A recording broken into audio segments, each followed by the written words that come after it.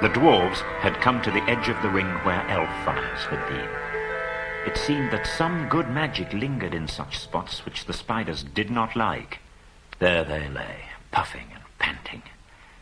But very soon they began to ask questions. Balin in particular insisted on having the Gollum story, riddles and all, told all over again, with the ring in its proper place. The light was failing as other questions were asked.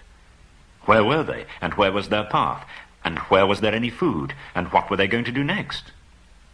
All of a sudden, Dwalin opened an eye and looked round at them.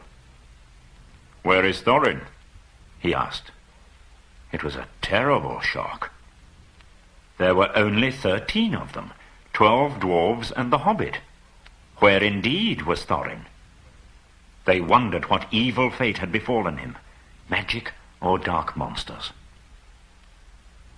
Well, Thorin had been caught much faster than they had. He fell like a stone enchanted. Wood elves had captured him. In the wide world, the wood elves lingered in the twilight of our sun and moon. And in a great cave, some miles within the edge of Mirkwood on its eastern side, there lived at this time their greatest king. Before his huge doors of stone, a river ran out of the heights of the forest. The king's cave was his palace, the strong place of his treasure, and the fortress of his people against their enemies. It was also the dungeon of his prisoners. So to the cave they dragged Thorin, not too gently, for they did not love dwarves and thought he was an enemy. In ancient days they had had wars with some of the dwarves, whom they accused of stealing their treasure.